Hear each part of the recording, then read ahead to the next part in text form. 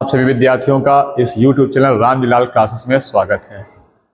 हम लोग पढ़ रहे थे क्लास 12th में चैप्टर 4 और उसका जो नया टॉपिक लेके हम आए हैं वो है धारावाही लूप पर वॉल्यूम का आघूर्ण। इस टाइप के क्वेश्चन को आप फर्स्ट चैप्टर पढ़ चुके हो, एक समान वैद्युत क्षेत्र में स्थित वैद्युत रूप पर लगने वाले वॉल्यूम का आघूर्ण। अगर आपको याद हो तो वहां आपने उसको पढ़ा के था टाउ बराबर PE sin थीटा। ये हम लोग पढ़े थे वैद्युत क्षेत्र में, और वैद्युत क्षेत्र में ये क्वेश्चन बना था वॉल्यूम के आघूर्ण का व्यंजक। आज जो हम लोग पढ़ने वाले हैं आज के वीडियो में इंपॉर्टेंट क्वेश्चन है, बोर्ड एग्जाम पूछा जाता है, कई बार पूछा जा चुका है। प्रश्न क्या होगा? एक समान चुंबकीय क्षेत्र में स्थित धारावाही लूप पर लगने वाले वॉल्यूम के आघूर्ण का व्यंजक। कुछ इसी टाइप का वो भी क्वेश्चन होता है और वो निकल के आता है टाउ बराबर NIBA sin थीटा। ये क्वेश्चन कैसे करना है, अच्छे से समझ में कैसे आए, इसके लिए कुछ चीजें आपको समझनी है पहले। तो ये प्रश्न आपको समझ में आएगा। पहले हम लिख देते हैं प्रश्न, और उस प्रश्न को पढ़ने के लिए जो इंपॉर्टेंट चीजें हैं जिनके द्वारा आप प्रश्न को अच्छे से समझ सकते हो वो आप देख लीजिएगा। तो प्रश्न लिख लेते हैं। प्रश्न है हमारा, एक समान चुंबकीय क्षेत्र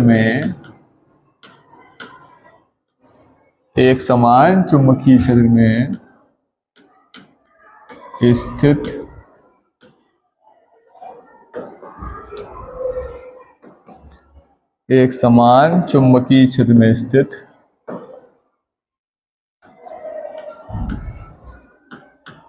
धारावाही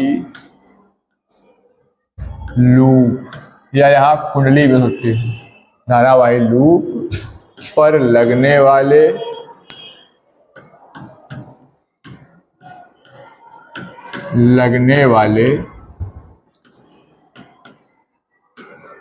वॉल्यूम के आघूर्ण का व्यंजक।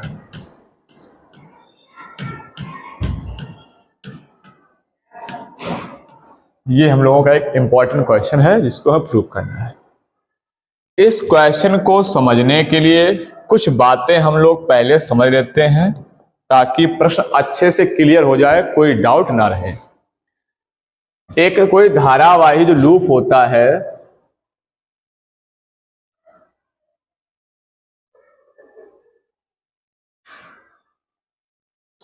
धारावाही यानी इसमें बहनी चाहिए करंट। ये एक धारावाही लूप है और आपको ये बात पता होनी चाहिए कि जब किसी धारावाही चालक तार को हम चुंबकीय क्षेत्र रखते हैं तो उस पर एक बल काम करता है। ये आप पीछे पढ़ के आए हो कि अगर कहीं पर चुंबकीय क्षेत्र है और उस चुंबकीय क्षेत्र में किसी धारावाही चालक तार को रख दिया जाए, लेकिन वो तार चुंबकीय क्षेत्र के समांतर या प्रति समांतर हुआ तो बल शून्य होता है। चूंकि धारावाही चालक तार पर बल का जो फॉर्मूला निकाला था हम लोगों ने, F बराबर IBL sin थीटा था। ये बात आप पीछे पढ़ के आए, इसी चैप्टर में है। अगर आपने नहीं पढ़ रखा है तो प्लेलिस्ट पर जाइए, इसका वीडियो आपको मिल जाएगा, उस पर आप देख के आइए। धारावाही चालक तार पर लगने वाले चुंबकीय बल का सूत्र। अगर कोई भी धारावाही चालक तार होता है और उसको चुंबकीय क्षेत्र दिया जाता है तो उस चुंबकीय क्षेत्र की वजह से उस पर एक चुंबकीय बल कार्य करता है और उस बल का फार्मूला होता है F बराबर IBL sin थीटा। यहाँ पर दो कंडीशनें भी रहती हैं कि अगर थीटा 0 है, यानी अगर चुंबकीय क्षेत्र के समांतर कोई तार रखा है या चुंबकीय क्षेत्र की दिशा में तार रखा गया है, तो उस पर कोई चुंबकीय बल कार्य नहीं करता है, क्योंकि साइन थीटा की वैल्यू 0 हो जाती है। और आप जानते हो साइन 0 अंश का मान 0 होता है, इसलिए टोटल बल क्या हो जाएगा? शून्य। तो चाहे चुंबकीय समांतर हो या प्रति समांतर हो, बात ध्यान सुनिएगा, अगर कोई धारावाही चालक तार चुंबकीय क्षेत्र समांतर है या प्रति समांतर है तो उस पर कोई बल कार्य नहीं करता है।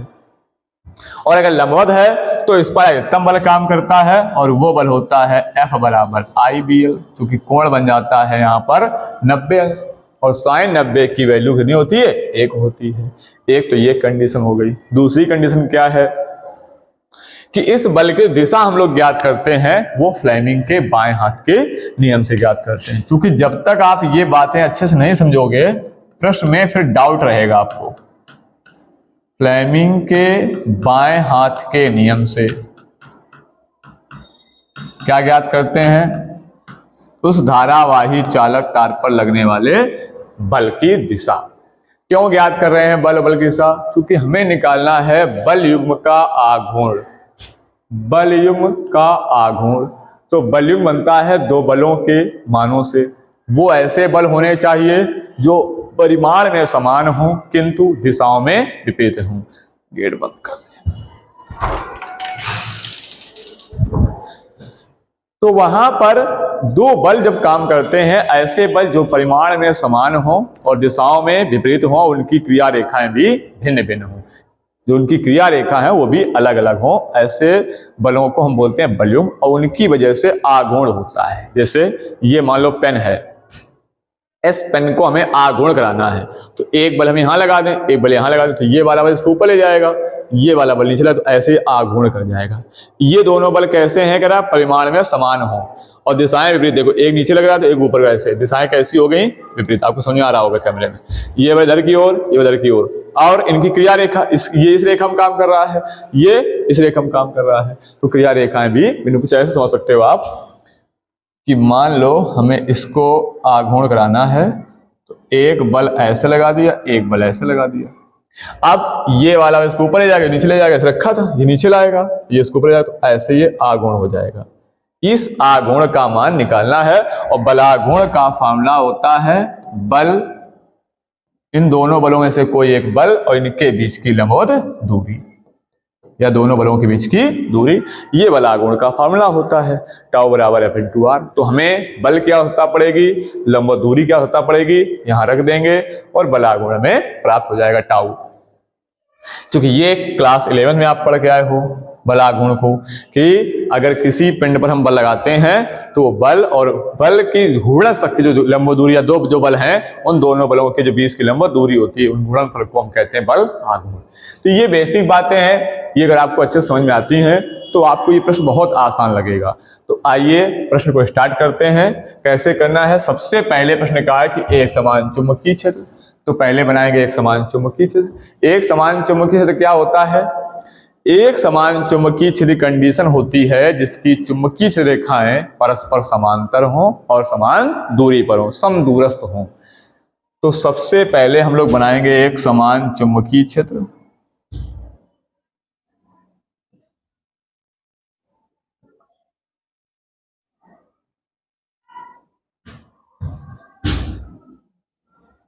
ये हो गया B, एक समान चुंबकीय क्षेत्र।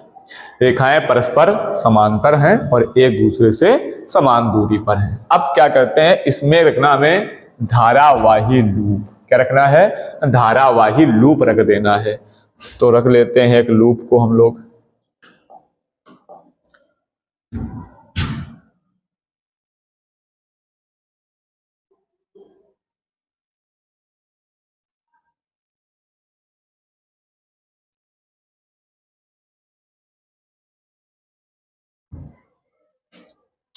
लूप थोड़ा गड़बड़ हो गया है, सही से दोबारा बनाते हैं, अच्छा बनाएंगे।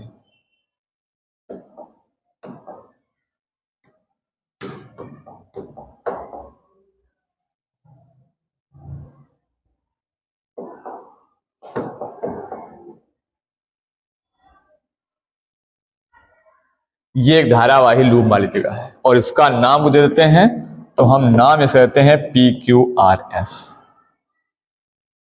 PQRS ये क्या हो गया, धारावाही लूप। इसमें धारा प्रवाहित करते हैं तभी धारावाही बनेगा, धारा बह नहीं रही, धारावाही हम लोग बोल रहे हैं। ये I करंट बह इसमें। अब ये एक धारावाही लूप बन गया। नाम क्या इसका है, PQRS। इसकी लंबाई चौड़ाई होगी तो हमने इसकी लंबाई कह दी L है और चौड़ाई कह दी B है। ये एक आयताकार लूप ले लिया। अब सुनो, इस पर लगेंगे चुंबकीय बल। क्यों? क्योंकि आपको पता है जब कोई धारावाही चालक तार एक समान चुंबकीय चिन्ह रखा जाता है तो उस पर एक चुंबकीय बल कार्य करता है, और वो बल क्या होता है? IBL sin theta. तो हमने कहा अगर इस भुजा को आप देखेंगे, किस भुजा को? PQ भुजा को, तो ये एक PQ तार बन जाएगा और इस तार में करंट फ्लो कर रही है, तो धारावाही चालक तार बन गया। अब ये रखा कहाँ है? चुंबकीय चिन्ह कैसे रखा है? लंबवत रखा है, तो इस पर एक बल काम करेगा। कैसे निकालेंगे बल? फ्लेमिंग के बाएं हाथ के नियम से। क्या कहता था फ्लेमिंग के बाएं हाथ का नियम? कि दो दिशाएं आपको पता होंगी, कौन कौन? चुंबकीय क्षेत्र और धारा, और तीसरी दिशा आपको पता करनी है बल की दिशा। तो फ्लेमिंग के बाएं हाथ के नियमानुसार अपने बाएं हाथ के अंगूठा, तर्जनी और मध्यमा, या अंगूठा, पहली उंगली और दूसरी उंगली, दोनों को इस प्रकार फैलाएं कि एक दूसरे के अभिलंबवत हो। तो तर्जनी कहाँ करते थे? चुंबकीय क्षेत्र के दिशा में। जिस हमारा चुंबकीय क्षेत्र हो उस दिशा में कर दें तर्जनी, और मध्यमा करना होता है धारा की दिशा में, जिस दिशा में धारा बह रही हो। इन दोनों को दिशा में करने के पश्चात अंगूठा हमारा जिस दिशा की ओर संकेत करेगा वही चुंबकीय बल की दिशा हो जाएगी। आओ करते हैं, देखिए। तर्जनी यानी पहली उंगली कहाँ करनी है? चुंबकीय क्षेत्र की दिशा में। चुंबकीय क्षेत्र डायरेक्शन ये है, तो तर्जनी हो गई चुंबकीय दिशा में। अब मध्यमा कहाँ करेंगे? धारा की दिशा में। देखो PQ वाले तार में धारा ऊपर जा रही है और हमारी मध्यमा कहाँ? नीचे, इसको ऊपर ले जाइए इस प्रकार से। अब ठीक है, तर्जनी हो गई चुंबकीय क्षेत्र की दिशा में। क्लियर है? करके देख लीजिएगा। मध्यमा कहाँ है? धारा के सामने। देख लो, ऊपर जा रही धारा, मध्यमा भी धारा के सामने है, तर्जनी चुंबकीय दिशा। अब अंगूठा कहाँ जा रहा है? अंदर की ओर, यानी जो बल लगेगा वो बोर्ड तल के अंदर की ओर। इसको आप ऐसा लो कि मान लो ये हमारी कुंडली है, तो इस भुजा P के ऊपर जो बल लगेगा ऐसे लगेगा अंदर की ओर, यानी उस बल, ये बल इसको ऐसे ले जाएगा अंदर की ओर। तो इसको दिखाएं कैसे? तो देखने के लिए आप इसको डायरेक्शन समझना जरा। हम प्रयास करते हैं आपको बताने का कि जो बल लगेगा वो ऐसे लगेगा अंदर की ओर। ये बल हमने मान लिया F1 है, जगह भैया 60 है, F1, ये F1 बल है जो कहाँ लगेगा? इस पर अंदर की ओर।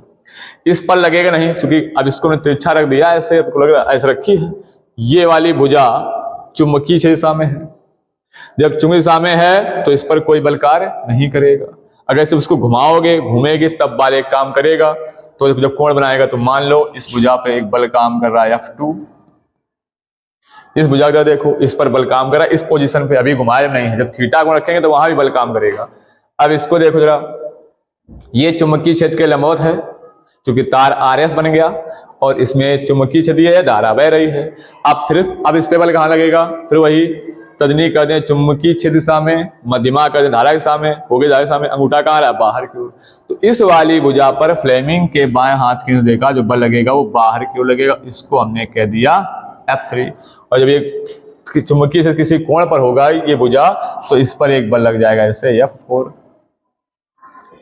अब ये दोनों बल तो बराबर होंगे, परिमाण समान है, क्योंकि वही धारा जा रही है, वही चौड़ाई इसकी, वही चौड़ाई इसकी है, यानी वही सब कुछ है, चुंबकीय एक समान है।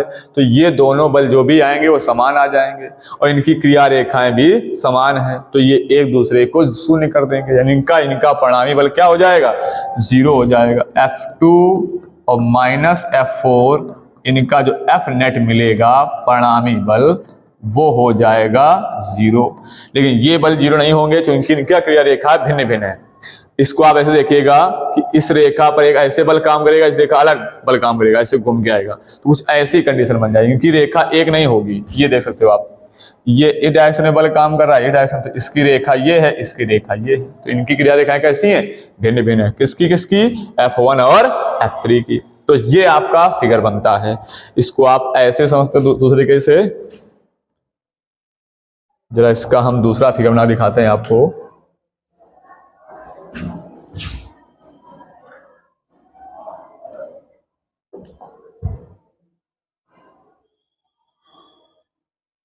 ये हमारा चुंबकीय क्षेत्र हो गया B,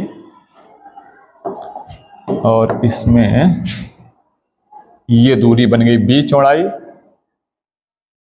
और इस पे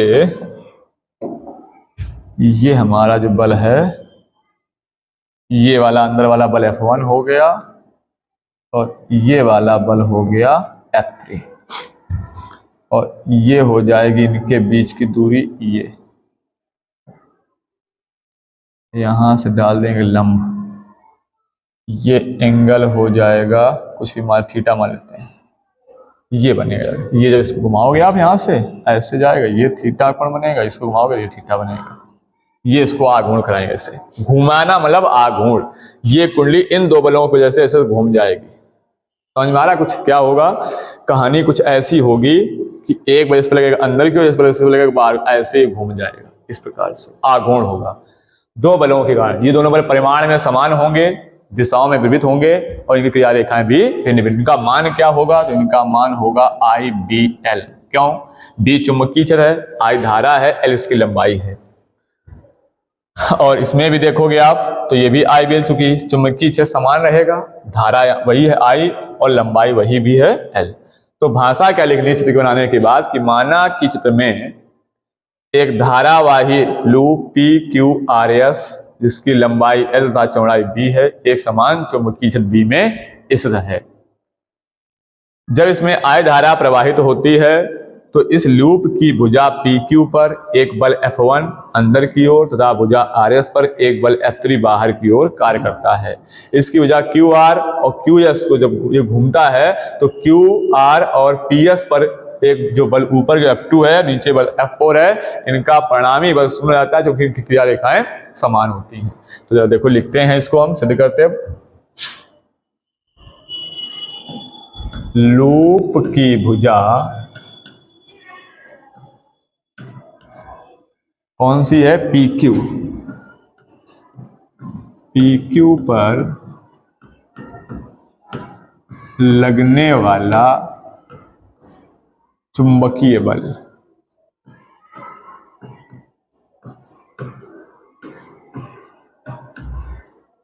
उसको हमने F1 कहा है। क्या कहा है? F1। उसका मान हो जाएगा IBL sin 90।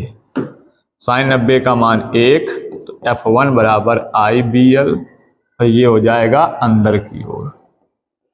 फ्लेमिंग के बाएं हाथ के नियम से आप देख सकते हो इसकी दिशा जो मिली हमें कहाँ मिली है? अंदर की ओर मिली है। इसी प्रकार लूप की भुजा RS पर, लूप की भुजा RS पर लगने वाला चुंबकीय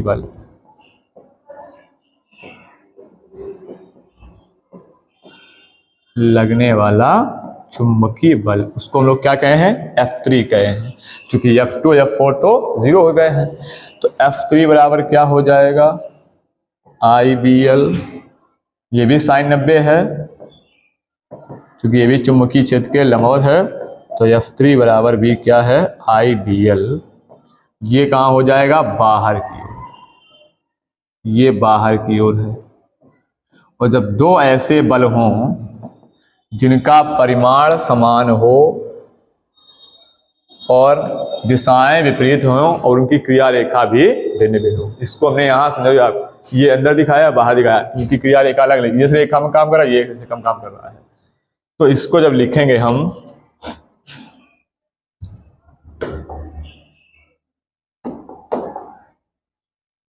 चूंकि F1 बराबर F3 और दोनों का मान है IBL, चाहे आप F1 को देख लें या F3, तो हम लिख सकते हैं अतः ये दोनों बल कौन? F1 और F3 परिमाण में समान, परिमाण में कैसे हैं? समान, किंतु दिशाओं में कैसे हैं? विपरीत।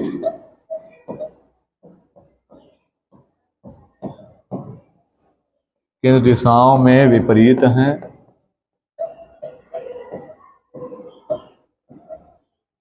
दिशाओं में विपरीत हैं, अतः ये बलयुग बनाते हैं और इनकी क्रिया रेखाएं भी भिन्न भिन्न हैं, और इनकी क्रिया रेखाएं भी भिन्न भिन्न हैं। और ऐसी कंडीशन को कहते हैं बल युग्म। अतः ये बल युग्म बनाते हैं। क्या करते हैं? ये बल युग्म बनाते हैं। तो जब बल युग्म बनाएंगे तो इसलिए बल युग्म का आघूर्ण क्या हो जाएगा? इसलिए बल युग्म का आघूर्ण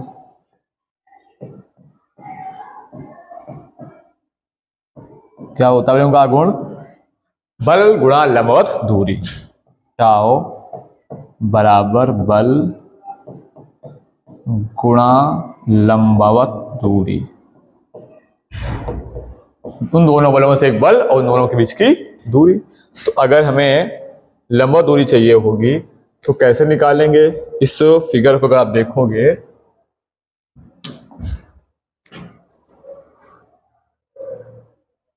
अगर यहाँ ये लंबवत दूरी है, ये दो यहाँ की,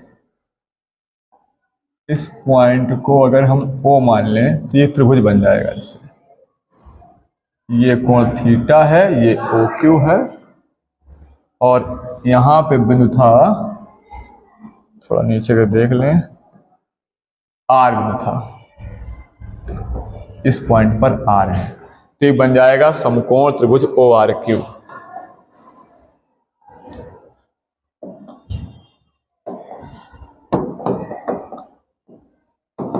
और ये दूरी थी चौड़ाई 20 की। तो समकोण त्रिभुज ORQ में कोण समझे लंब बन जाएगी, ये कर्ण बन जाएगा, तो लंब बटे कर्ण लगा देंगे, साइन थीटा होता है लंब बटे कर्ण, तो लंब हो जाएगा OQ, ये लंब OQ और बटे कर्ण कितना हो जाएगा B। तो बात नहीं त्रिभुज में साइन थीटा लगा दिया है, तो OQ का मान क्या निकल के आ जाएगा? B sine theta. ये आ जाएगी दोनों के बीच की लंबवत दूरी। तो यहाँ इसको हम हल करेंगे आकर के, टाउ बराबर कोई सा भी एक बल और गुणा लंबवत दूरी थी OQ। F जो है वो आपका F1 F2, इसी को आप कह सकते हो, ये बराबर क्या है? F के है। F1 F3 बराबर दोनों में से कोई एक बल, तो वो बल है IBL, और OQ का मान आ चुका है B साइन थीटा। अगर आपने लूप आयताकार ले रखा है तो आप देख सकते हो कि जो L इंटू B है, ये चीज आप देख रहे होंगे, ये होता है आयत का क्षेत्रफल, A बराबर L इंटू B। तो यहां हम लिख सकते हैं टाओ बराबर IB, और ये क्या हो जाएगा? A sine theta. और यदि इस लूप में बहुत सारे फेरे लपेटे गए हों तार के, तो यहां हम ये भी ले सकते हैं कि यदि लूप में फेरों की संख्या, यदि लूप में फेरों की संख्या हमने मान ली वो n है, क्या है लूप में संख्या? n संख्या है, कई सारे तारों को लपेट के वो कॉइल बनाई गई है, तो फेरों संख्या n हो, तो एक फेरे ले आया है IBA साइन थीटा, तो n फेरों क्या हो जाएगा? n IBA sine theta. तो सोचते हैं टाओ बराबर NIBA साइन थीटा। अगर हमें अधिकतम बल आघूर्ण चाहिए हो, अधिकतम बल आघूर्ण ये साइन थीटा पर डिपेंड करता है, और साइन का मान अधिकतम होता है 90 अंश पर, तो हम यहाँ लिख सकते हैं अधिकतम बल आघूर्ण के लिए, अगर अधिक से अधिक बल आघूर्ण चाहिए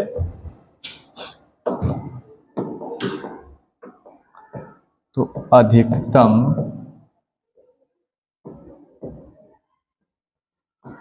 बल आघूर्ण के लिए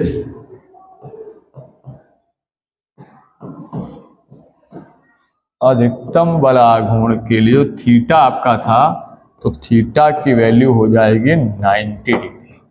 अगर यहाँ 90 रख देंगे तो टाउ इज इक्वल टू, यहाँ टाउ मैजिक लिख सकते हो, NIBA साइन 90, और साइन 90 की वैल्यू होती है 1, NIBA।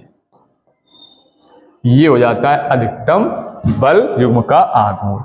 इसमें जो NIA है, अभी आगे आप पढ़ेंगे, ये होता है चुंबकीय आघूर्ण।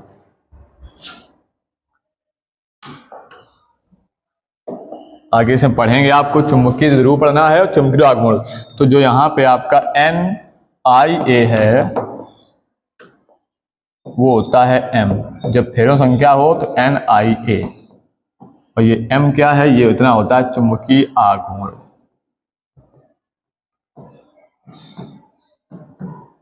जब फेरो संख्या दी होती है तो NIA, और जब फेरो संख्या ना हो तो केवल IA हो जाएगा। तो यहाँ पे NIA जगह क्या आ जाएगा, M आ जाएगा।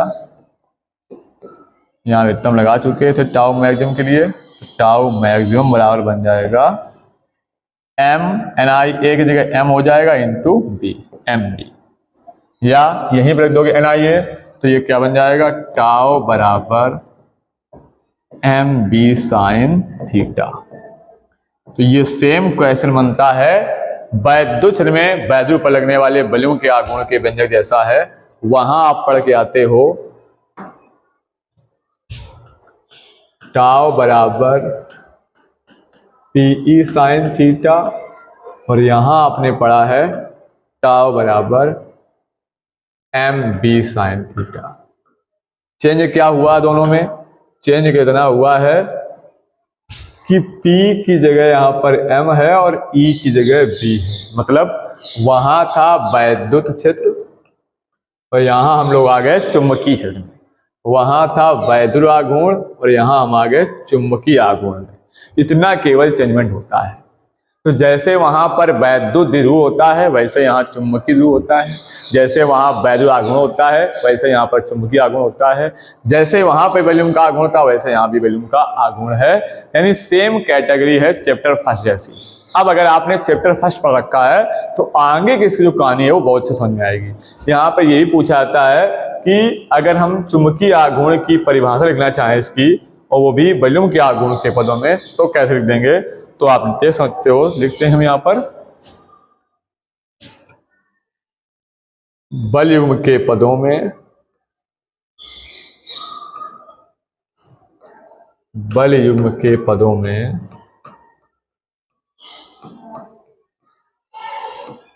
चुंबकीय आघूर्ण की परिभाषा, चुंबकीय आघूर्ण की परिभाषा जो क्या बनने वाली है। प्रश्न हमारा क्या निकल के आया है, टाउ बराबर MB साइन थीटा, टाउ बराबर MB साइन थीटा। हम ये कह दें कि जो चुंबकीय ध्रुव है या धारावाही लूप है ये चुंबकीय क्षेत्र से लंबवत रखा जाए। कैसे रखा जाए, चुंबकीय ध्रुव से लंबवत रखा जाए। और कैसे चुंबकीय क्षेत्र में, एकांक चुंबकीय क्षेत्र, उस चुंबकीय क्षेत्र का मान होना चाहिए एकांक। तो अगर इनके मान रखोगे तो आप देख सकते हो जो आपको टाउ की वैल्यू यहाँ पे मिलेगी वो M, B का मान हो गया 1 और साइन 90 हो गया। और साइन 90 का मान 1 होता है, टाउ बराबर क्या मिलेगा, M मिलेगा। M क्या है, चुंबकीय ध्रुव आघूर्ण। टाउ क्या है, वॉल्यूम का आघूर्ण। दोनों कैसे हैं, बराबर। यानी इसी वॉल्यूम के आघूर्ण को आप चुंबकीय आघूर्ण कह सकते हो। कब कह सकते हो, कंडीशन ये होनी चाहिए। क्या कंडीशन है कि अगर एकांक चुंबकीय क्षेत्र है और उस चुंबकीय क्षेत्र में इस धारावाही लूप को चुंबकीय क्षेत्र के अभिलंब रखा जाए तो उस पर लगने वाले वॉल्यूम का जो आघूर्ण होगा उसे हम क्या कहेंगे, चुंबकीय आघूर्ण। यानी डेफिनेशन बनती है कि यदि एकांक चुंबकीय क्षेत्र में धारावाही लूप को चुंबकीय क्षेत्र के अभिलंबवत रखा जाए तो उस पर लगने वाले वॉल्यूम के आघूर्ण को चुंबकीय आघूर्ण कहते हैं। और इस चुंबकीय आघूर्ण संकेत क्या है, M है। और इसका फॉर्मूला क्या है, NIA। N कब होगा, जब फेरो संख्या होगी, और IA कब होगा, जब फेरो संख्या नहीं होगी। यहां से इसका मात्रक निकालोगे तो धारा का मात्रक क्या होता है, एम्पियर, और क्षेत्रफल का मात्रक होता है मीटर स्क्वायर। तो इसका मात्रक बन जाएगा एम्पियर इंटू मीटर स्क्वायर, किसका, चुंबकीय आघूर्ण का। तो ये प्रश्न था धारावाही लूप पर लगने वाले वॉल्यूम के आघूर्ण का व्यंजक। क्वेश्चन आपको समझ में आया होगा। यहां से आप देख सकते हो एक बार फिर से कि हमने एक धारावाही लूप लिया था। इस लूप को हमने रखा था एक समान चुंबकीय क्षेत्र B में, और ये चुंबकीय क्षेत्र का जो लूप था इसमें धारा बह रही थी I, और जब इस पर जब धारा प्रवाहित हुई तो इस पर लगने लगा एक चुंबकीय बल। उस चुंबकीय बल की वजह से ये लूप जो है वो आघूर्ण करता है। जब ये आघूर्ण करता है तो इस पर 4 बल देखे गए। 2 बल ऐसे थे F2 और F4 जो एक दूसरे के समान क्रियाओं में थे, मतलब दिशाएं विपरीत थी, परिमाण में समान थे, लेकिन क्रिया रेखा इनकी समान थी, एक ही रेखा में काम कर रहे थे। तो ये एक दूसरे को क्या करते हैं, डिफ्यूज कर देते हैं, यानी एक दूसरे को नष्ट कर देते हैं। लेकिन F1 और F3 जो बल थे ये भी परिमाण में समान थे, दिशाएं विपरीत थी, लेकिन इनकी क्रिया रेखाएं अलग अलग थी। तो इन दोनों की वजह से इसमें क्या हो गया था, आघूर्ण शुरू हो गया था। उस आघूर्ण का हमें वॉल्यूम का आघूर्ण निकालना था। तो वॉल्यूम का आघूर्ण होता है बल गुणा लंबवत दूरी। तो बल तो हमें पता ही था IBL, हमने यहाँ पे लंबवत दूरी निकाली इसकी, यहाँ मार दिया, तो प्रूव हो के आ गया टाउ बराबर m NIBA sin थीटा। ये इंपॉर्टेंट क्वेश्चन है, बोर्ड में पूछा जाता है, तो इस क्वेश्चन को तैयार कर लीजिएगा। और इसके आगे जो हम लोग पढ़ेंगे चुंबकीय ध्रुव और चुंबकीय आघूर्ण वगैरह, तो आपको अच्छे समझ में आएंगे अगर इस कॉन्सेप्ट को आप अच्छे से क्लियर कर लेते हो। तो अगर वीडियो आपको अच्छा लगा हो तो लाइक करिए वीडियो को, चैनल को सब्सक्राइब करिए और दोस्तों के साथ शेयर कीजिए। Thanks for watching my video.